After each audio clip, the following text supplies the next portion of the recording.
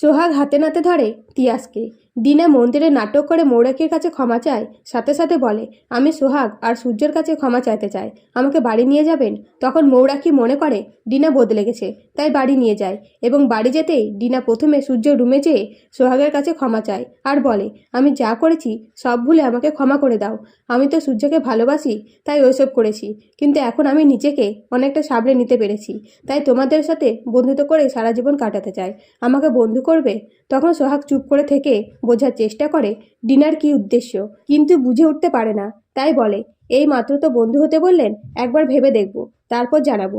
আপনি কি কফি খাবেন? তখন ডিনা চা খেতে চাইলে সোহাগ ডিনাকে একাই রুমে রেখে চা আনতে চলে যায়। সেই সুযোগে ডিনা রুমের মধ্যে মদের বোতল লুকিয়ে রেখে দেয় এবং সোহাগ রুমে আসতেই ডিনা বলে, অফিস থেকে ফোন এসেছিল, আমাকে এখনই যেতে হবে, তবে কোনো দিন তোমার হাতে চা আমি খেয়ে যাব। এই বলে ডিনা বাইরে বেরোতেই যায়। তখন সূর্য আসতেই ডিনা সূর্যের সাথে কথা বলার চেষ্টা করে, কিন্তু সূর্য ইগনোর করলে ডিনা সেখান থেকে চলে যায় এবং সোহাগকে সূর্য বলে, ডিনা কেন এসেছিল? তখন সোহাগ বলে, বন্ধুত্ব করতে এসেছিল।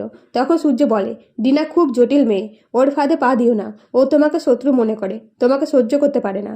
তখন সোহাগ বলে, সেটাই তো স্বাভাবিক, কারণ ডিনার সাথে আপনার বিয়ে হওয়ার কথা ছিল, আপনি না ভেবে আমাকে সিঁদুর পরিয়ে দিয়েছিলেন, কিন্তু কেন?